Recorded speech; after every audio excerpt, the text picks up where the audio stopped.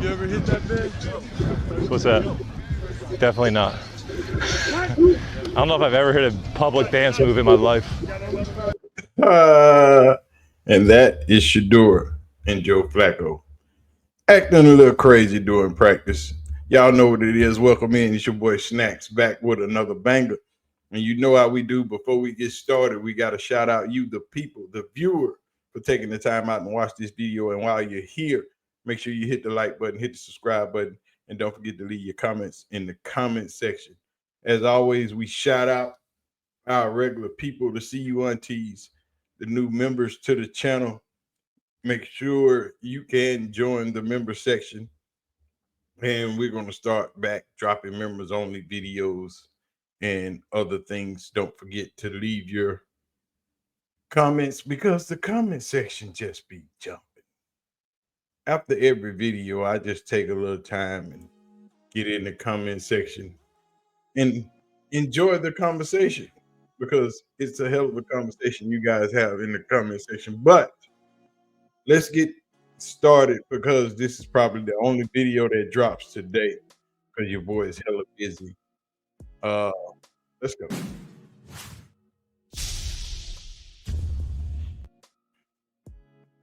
Shedeur freaking Sanders has caused quite a stir in the media sphere in Cleveland and across the country. But this is the creation of the NFL and those few owners that decided to pull that little stunt and draft Shedeur in the 5th round. This is your fault. This is your doing. But yes, this is the NFL's doing. So with that, the stir is causing fights and several different opinions around the media sphere, especially around the Cleveland media sphere. They are really, really tripping up in Cleveland about this coverage, about Shedeur starting. When is he going to start? Who says he should start? How fast he should start? I think we should start with Perloff and his homie because they just don't want Shedeur in Cleveland, period. That there's too much hype around Shedeur and this meaningless minicamp stuff. So I think that it's sort of proving the other 31 teams right. You have this Tim Tebow kind of character in the sense that everything he does is front page news. NFL teams have no interest in that in their backup quarterback. And we've also had Dion, I think, on a podcast talking about, dismissing all the reasons why or trying to explain why Shedeur fell in the draft. So, yeah, this is a never-ending story for a guy that may never be your starting quarterback. It's exactly why he was picked where he was picked. This is the problem. That is not the problem. The problem was the owners trying to punish Dion. That was the problem. That has always been the problem. And once Shedeur is playing, it will slowly start to trickle out that was the problem.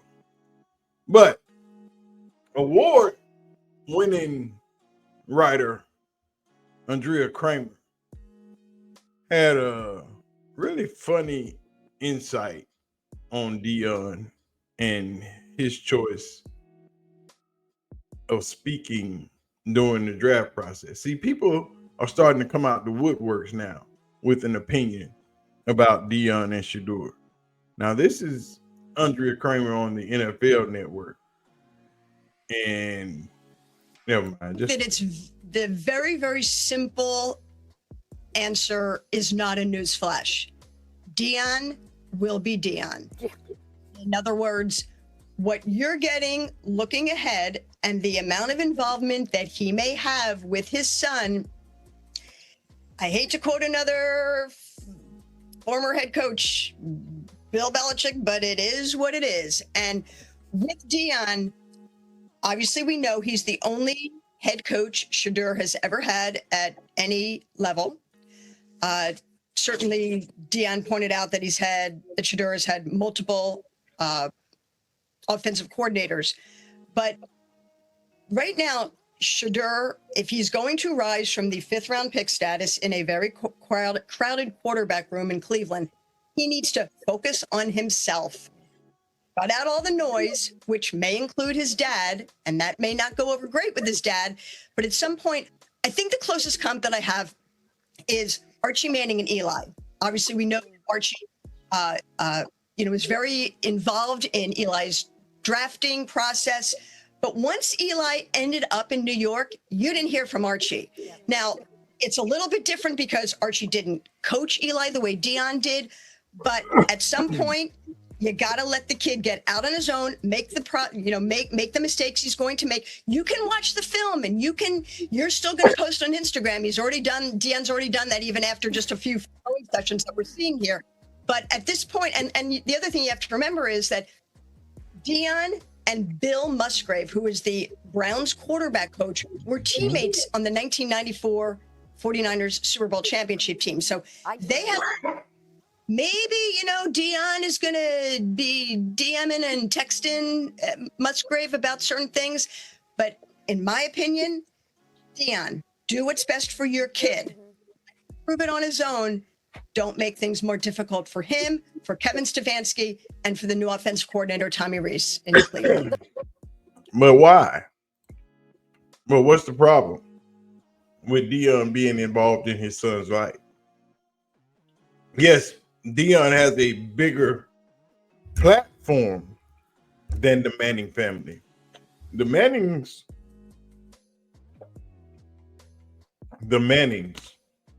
in NFL circles are considered royalty. I don't know why. Arch was a good quarterback, played for a bad team. Eli beat Tom Brady twice in 2 Super Bowls because Peyton could never beat Tom Brady. But Peyton has won a Super Bowl or 2. But the Mannings are considered royalty in NFL surroundings. The Sanders, as in Deion, Shedeur, Shiloh, are just considered arrogant, boisterous, and shiny. They talk too much. They like to be in front of the camera too much. My throat is itchy. But the Sanders family as a whole are complete ballers. But Kimberly Martin put out this headline and a story, and she also reported it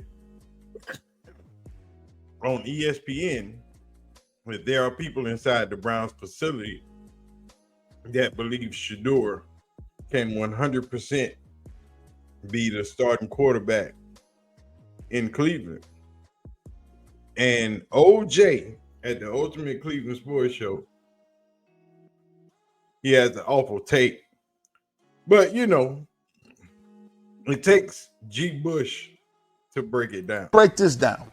She really didn't say nothing groundbreaking. She said there's thought process. She said there's a chance. There's a chance. 100%. People think there's a chance that, or there's 100% chance that this man can be the starting quarterback. Now, she didn't say week 1. No. She didn't say by week 8. She didn't even say this year. To be a franchise quarterback, that means you're on the roster. They feel that you have the prerequisite skills that you can be a franchise quarterback. I don't think people anywhere, even Shedeur Sanders detractors, would argue with that too much.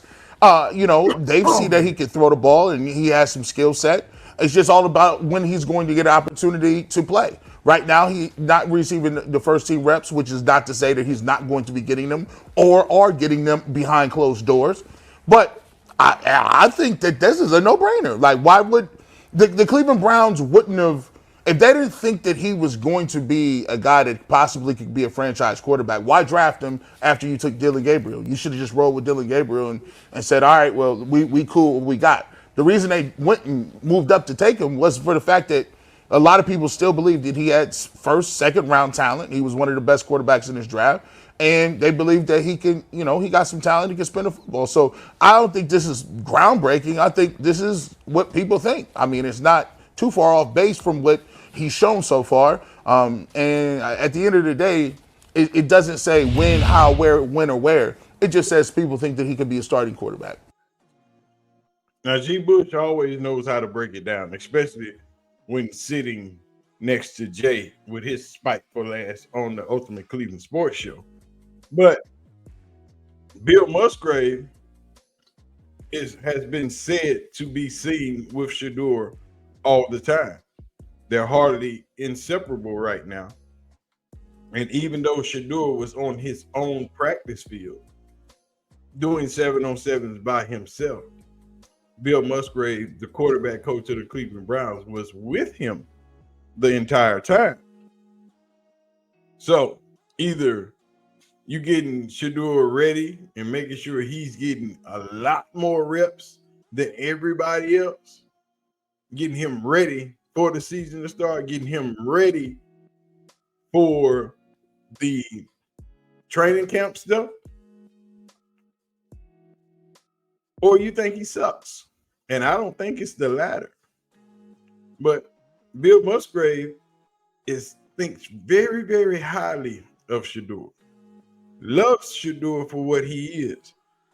A good friend of Deion Sanders. But let's hear those thoughts.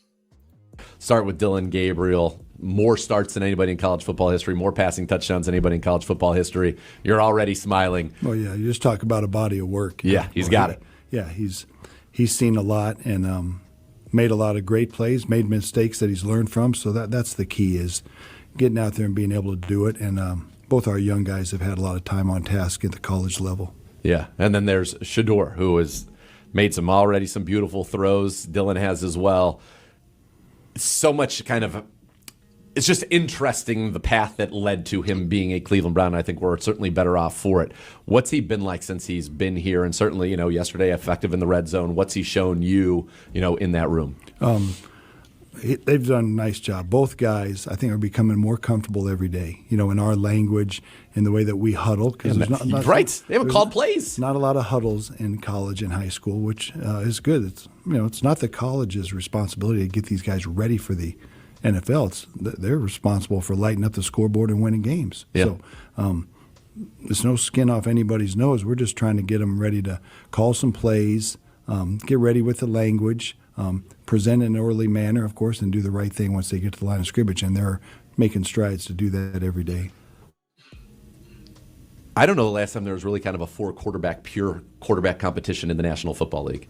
This is exciting. Are you kind of excited to be a part of it and see how this all ultimately shakes out? Yeah, I think the entire team is, the entire building. We're excited because we've got good young men on the team, and we're looking back to getting on the right side of the ledger this year. So we're excited. We've got a bunch of team-oriented people, not only at the quarterback position but across the board. So it's a really terrific process with which to be a part.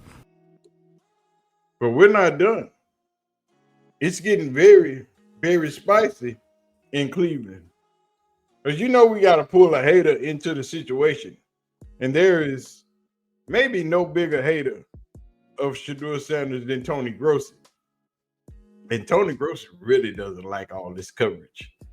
He thinks, well, I'm going to let him tell you. Has the reaction been to those comments? You're not the only reporter, by the way, who covers the Browns on a regular basis who has written or said this in the last 24 hours. Mm-hmm.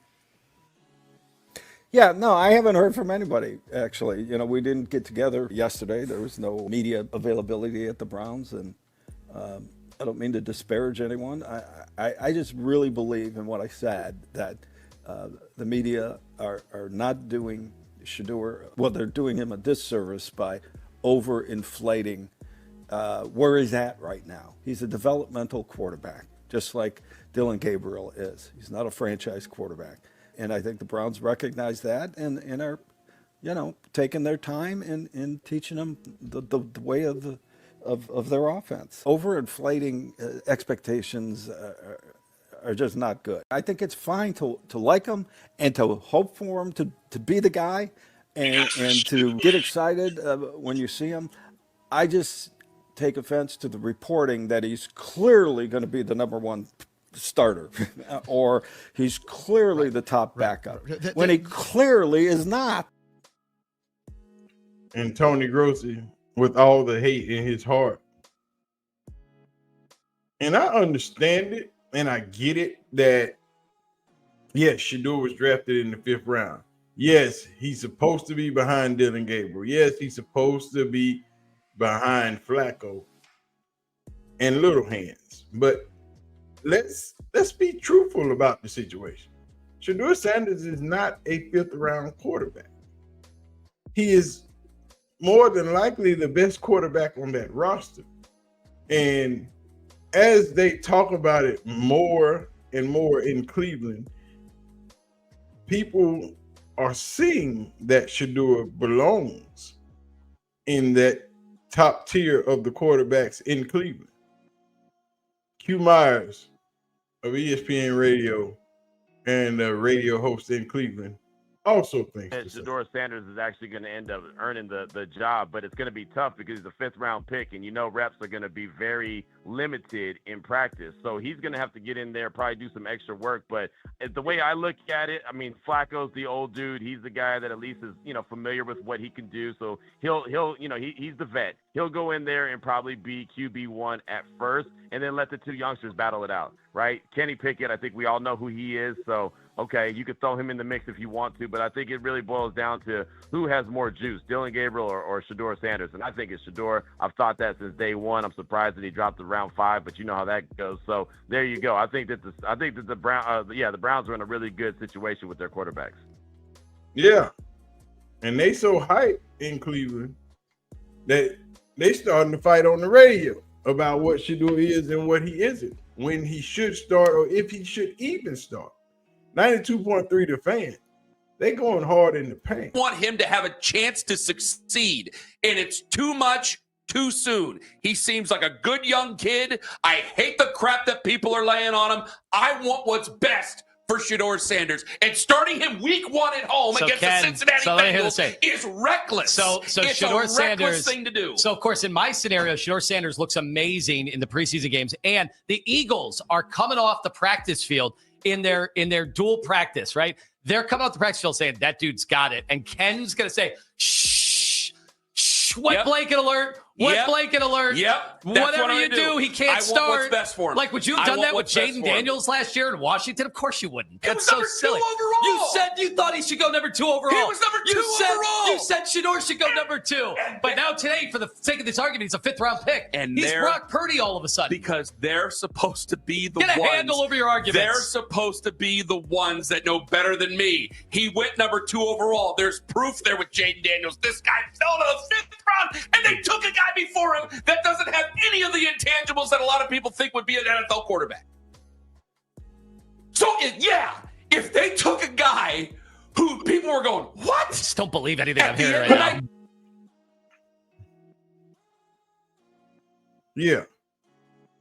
ESPN Cleveland, 92.3 The Fan. Everybody,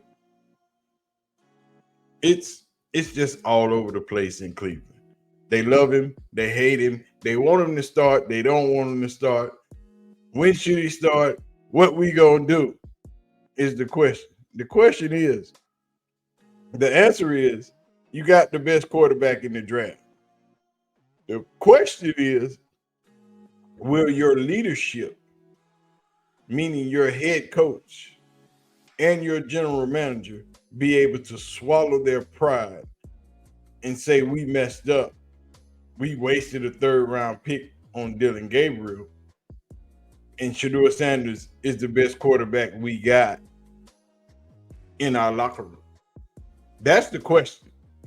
Not the question of can Shedeur play. We've seen him play. We've seen the tape. We've seen that he played for one of the worst O-lines in college football, and yet still he had the best completion percentage of any quarterback in college football history. Not this year, history. The man was sacked 94 times in 2 years, and you telling me you got to worry about him not standing in the pocket and taking that heat? Please. He don't get happy feet. He don't panic under pressure. So what is your argument? His accuracy is phenomenal. He can make the passes. He can make the throws. He can read the defense. He's been playing in this offense already. The same freaking playbook designed by the man that coached him last season. So what is your problem? Why is it so hard to understand that he is the best quarterback you got in the locker room? But I don't know. Y'all tell me. It's crazy watching the process and watching people lose their minds. You got 3 days of 100% coverage of the Cleveland Browns next week. Full media enclave, and it is going to be loaded. So y'all get ready. Next week, they're going to bombard us with so much media coverage of Shedeur. It's going to be ridiculous. And it's not going to be only the Cleveland sports media. Every national media, sports, entertainment outlet will be in the house. We're going to have some fun next week. But anyway, man, I'm going to get out of here. Y'all tell me what y'all want to do. Don't forget to hit the like button, hit the subscribe button. Leave your comments down in the comment section. Y'all let me know, man, because we're approaching the weekend. It's going to be a little bit silent, but not too deafening. Y'all have a good one. I'm out. Peace.